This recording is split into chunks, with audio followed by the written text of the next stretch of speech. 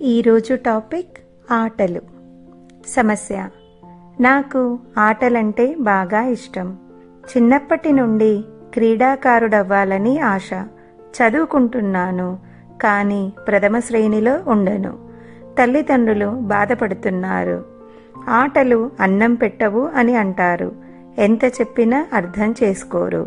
నేను ఫెయిల్ అయ్యే విద్యార్థిని కాదు, తప్పక పాస్ అవుతాను. కానీ ఆటలంటే చాలా మక్కువ. నాలా ఆటల్లో రాణించే పిల్లలు మా స్కూల్లోనే కాదు, చుట్టుపక్కల గ్రామాల్లో కూడా లేరు. నేనేం చేయాలి? వివరణ: ఇంతకు మునుపు విషయం వేరు, ఇప్పుడు పరిస్థితులు వేరు అని చెప్పొచ్చు. నా చిన్నతనంలో ఆటలంటే ఇంట్లో అరచి కొట్టేసేవారు అంటే ఆశ్చర్యపోనక్కర్లేదు. కానీ గత దశాబ్ద కాలంలో క్రీడారంగంను అద్భుతమైన విషయంగా చూస్తున్నారు అందరూ. వివిధ క్రీడల్లో రాణించిన వ్యక్తులను దేశం అంతా అభిమానంగా చూస్తున్నారు. అసలు దేశ నాయకులు, సినిమా నటులు, ఆధ్యాత్మిక గురువులతో సమానంగా క్రీడాకారులను గౌరవించడం మనం చూస్తున్నాం. ఎన్నో క్రీడలు, ప్రతి క్రీడాంశంలో అత్యంత ప్రతిభ చూపిన వాళ్లను మనం చూస్తున్నాం. ఇంతకు మునుపు కేవలం క్రికెట్ క్రీడాకారులను మాత్రమే మనం ఎరుగుదుం. కానీ ఇప్పుడు అలా కాదు. మనిషి పేర్లు వింటే చాలు, వాళ్ళు ఏ క్రీడకు సంబంధించిన వాళ్ళో చెప్పగలిగే స్థాయి, అవగాహన పెద్దలకు మాత్రమే కాదు, పిల్లలకు కూడా ఉంది. కపిల్ దేవ్, సునీల్ గవాస్కర్, రాహుల్ ద్రావిడ్, అజారుద్దీన్, సచిన్ టెండూల్కర్, ఎంఎస్ ధోని, వీరేంద్ర సెహ్వాగ్, వివేస్ లక్ష్మణ్, గౌతమ్ గంభీర్, సిద్ధు వీళ్ళంటే క్రికెట్ క్రీడాకారులు కాబట్టి అందరికీ తెలుసు అనుకోవచ్చు. కానీ క్రింద పేర్కొన్న పేర్లు గమనిస్తే దేశంలో ఎన్నో క్రీడలకు తమ పేరునే అడ్రస్గా చేసిన వాళ్ళు కోకొల్లలున్నారు. మహేష్ భూపతి టెన్నిస్, విశ్వనాథన్ ఆనంద్ చదరంగం, సానియా మీర్జా బ్యాడ్మింటన్, పిటి ఉషా పరుగుల రాణి, Pullela Gopichand badminton, Karnam Malleswari weightlifting, Koneru Humpy చదరంగం, Saina Nehwal badminton, Mary Kom boxing, Deepa Karmakar gymnastics, PV Sindhu badminton, Malavath Poorna శిఖరారోహణం, మిథాలీ రాజ్ మహిళా క్రికెట్, విరాట్ కోహ్లీ క్రికెట్. పిల్లలు మరియు తల్లిదండ్రులు అందరూ కూడా నేను చెప్పిన విషయాన్ని గ్రహిస్తారు కదా. చదువుకుంటే మంచిదే, మీకు సంతోషం, తల్లిదండ్రులకు గర్వం. కానీ ఇష్టమైన క్రీడలో రాణిస్తే మొత్తం జాతి యావత్తు మనకు బ్రహ్మరథం పడుతుంది. దేశంలో కోట్ల మంది చదువుకొని ఉద్యోగాలు చేస్తున్నారు, హ్యాపీగా జీవిస్తున్నారు.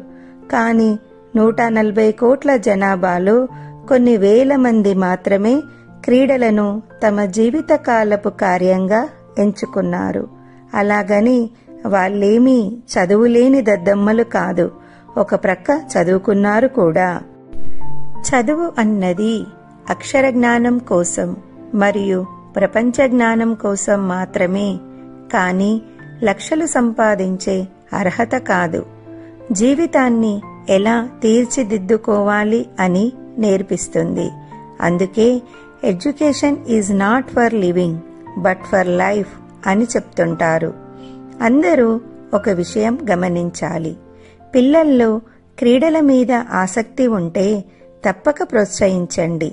ఈ రోజుల్లో వాళ్ళు చదివే విద్యాలయాలు కూడా ఎంతో ప్రోత్సహించి అలాంటి వారికి ప్రత్యేక శిక్షణ కూడా అందించే ప్రయత్నం చేస్తున్నారు.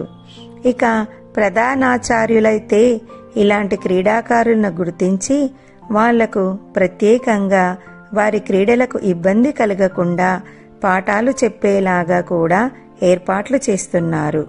ఇక అలాంటి క్రీడలకు ధన వనరుల గురించి కూడా తల్లిదండ్రులు దిగులు చెందనక్కరలేదు.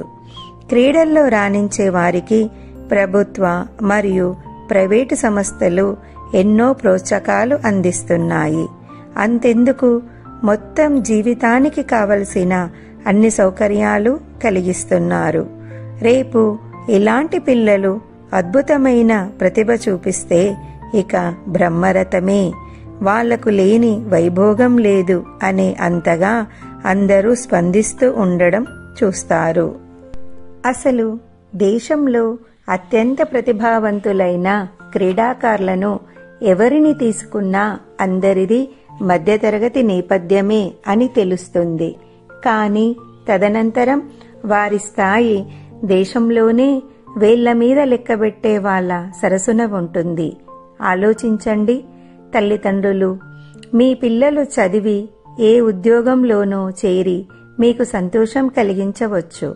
కానీ వాళ్ళల్లో ఉన్న క్రీడా ప్రతిభను మీరు గుర్తించి సానపెట్టగలిగితే దేశానికి మీరు ఒక బంగారు కొండనే ఇచ్చినట్లు అవుతుంది.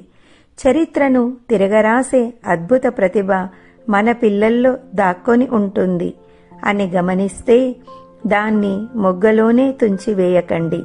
ప్రేమతో, వాత్సల్యంతో ఆ చిన్నారుల ప్రతిభను గుర్తించి ప్రోత్సహించండి. మనం రోజు వివిధ క్రీడా రంగాల్లో ఎంతో ఉన్నత స్థాయికి ఎదిగిన వాళ్లను చాలామందినే చూస్తుంటాం. నిజానికి వాళ్ళు 10% మంది మాత్రమే. మిగతా 90% మంది అవకాశాలు లేక, ఏం చెయ్యాలో తెలియక, రెక్కాడితే కాని డొక్కాడని విధంగా అగమ్య గోచరంగా జీవితం సాగిస్తూ ఉంటారు. చదువులో కన్నా క్రీడా రంగాల్లో మరియు ఇతర కళారంగాల్లో రాణించడం చాలా కష్టం అని గుర్తించండి. అక్కడ ఎదురయ్యే సవాళ్లు రెట్టింపుగా ఉంటాయి. పూలబాట అనుకుంటారు, ముళ్లబాటగా ఉంటాయి పరిస్థితులు. ఇక విద్యార్థులకు కనీస గుర్తింపు కూడా ఉండదు ఒక్కోసారి. ఆది నుండి అంతం దాకా మనకు మనమే అవకాశాలు సృష్టించుకోవాలి. క్రీడల్లో పడి చదువుల్లో సాధారణంగా ఉంటాం కాబట్టి ఉన్నత ఉద్యోగాలు, ప్రభుత్వ కొలువులు దొరకవు. ఇంకా మనల్ని తీర్చిదిద్దే గురువులు కూడా అరుదుగా ఉంటారు. కాబట్టి పిల్లలు క్రీడారంగాన్ని ఎంచుకునే ముందుగా ఆలోచించి ఫ్యాన్సీగా అనిపించి ఎంచుకుంటున్నారా, లేక నిజంగా నిజాయితీగా ఆ రంగం పట్ల ఆసక్తి మరియు అమితమైన ప్రేమ ఉందా అని ఆలోచించి నిర్ణయం చేయాలి. ఒకవేళ అలాంటి కృతనిశ్చయం ఉంటేనే అన్నింటికి సిద్ధపడి ముందడుగు వెయ్యాలి సుమా. ఇదంతా మిమ్మల్ని భయపెట్టాలని కాదు చెప్పేది. అన్ని రకాలుగా సమస్యను విడమరిచి చెప్పే ప్రయత్నం చేస్తున్నాను. నన్ను అర్థం చేసుకుంటారు కదూ. స్ఫూర్తి. జీవితంలో ఎదగాలన్న తపన ఉంటే అటు కుటుంబ జీవితంలోనూ ఇటు లక్ష్య సాధనలోనూ అద్భుతాలు సాధించవచ్చని నిరూపించిన మహిళా క్రీడాకారిణి మేరీ కోమ్. మేరీ కోమ్ మణిపూర్లోని కన్గేతే అనే మారుమూల గ్రామంలో జన్మించింది. ఆమె తల్లిదండ్రులు పొలం పనులు చేసుకునే కూలీలు. మేరీ కోమ్ కూడా పూట గడిచేందుకు తరచూ ఆ పొలం పనులకు వెళ్లి తల్లిదండ్రులకు సాయపడాల్సి వచ్చేది. మేరీ కోమ్కు చిన్నప్పటి నుంచి ఆటలంటే ఇష్టంగానే ఉండేది. ఆ ఇష్టం జీవిత పరమావధి కావడానికి కారణం ఉంది.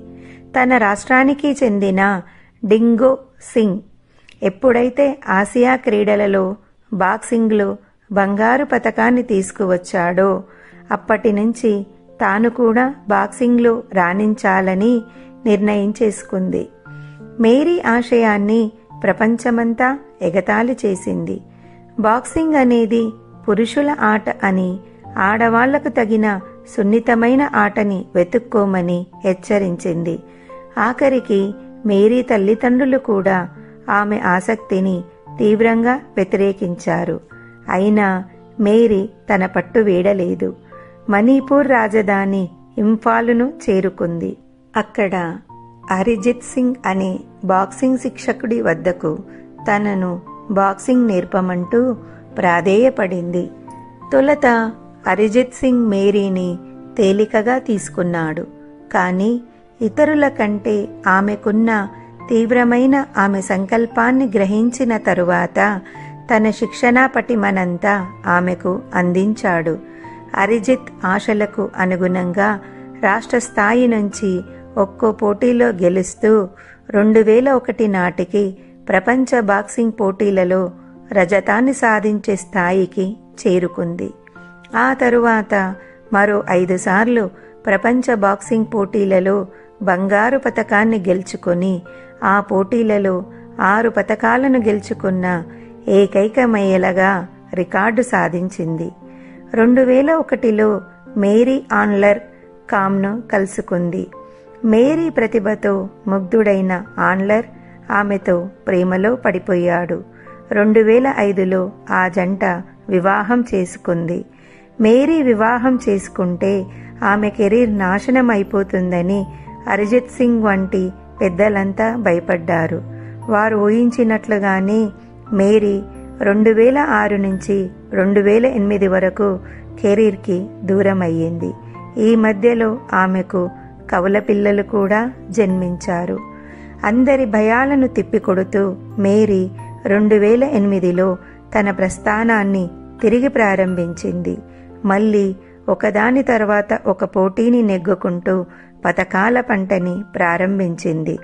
ఒక పక్క గుండె జబ్బుతో బాధపడుతున్న పిల్లాడిని గమనించుకుంటూ ఆ బాధని దిగమింగుకుంటూనే రికార్డుల మోత సాగించింది. ఈ సందర్భంగా ఆమె భర్త ఆన్లర్ కామ్ అందించిన ప్రోత్సాహం కూడా అసామాన్యం. 2011లో ఆమె ఆసియా కప్లో స్వర్ణాన్ని సాధించి వచ్చే నాటికి ఆమె పిల్లవాడికి ఆపరేషన్ కూడా విజయవంతంగా పూర్తయింది. ఇంతటితో చరిత్ర ముగిసిపోలేదు. 2012లో ఒలింపిక్స్కి అర్హత సాధించిన తొలి భారత మహిళగా రికార్డు నెలకొల్పడమే కాదు, ఆ ఒలింపిక్స్లో కాంస్య పతకాన్ని సాధించి తన పతకాల రికార్డుని మరింత పదిలం చేసింది. మేరీ కోమ్ ప్రతిభను గమనించిన కీర్తి ఆమె వెంటపడింది. భారత పద్మము, పద్మవిభూషణ్ వంటి ప్రతిష్టాత్మక పురస్కారాలు ఎన్నో ఆమెను వరించాయి. మేరీ కోమ్ జీవిత చరిత్ర ఆధారంగా 2013లో అన్బ్రేకబుల్ అనే పుస్తకాన్ని, ఆ పుస్తకం ఆధారంగా ప్రియాంక చోప్రా ముఖ్య పాత్రతో చలనచిత్రాన్ని రూపొందించారు. మేరీ కోమ్ ప్రతిభను, పోరాట పటిమను గమనించిన కేంద్ర ప్రభుత్వం ఆమెను రాజ్యసభకు ఎంపిక చేసింది. అయినా మేరీ కోమ్ ప్రస్థానం ఇక్కడితో ఆగట్లేదు. బ్రెజిల్లో జరగనున్న ఒలింపిక్స్లో అర్హత సాధించడం మీదే ఆమె దృష్టంతా.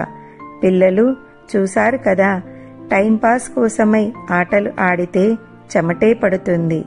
టైం ఇచ్చి ఆటలు ఆడితే మన చేవను దేశమే గుర్తించే స్థాయికి ఆట తీసుకొని వెళ్తుంది.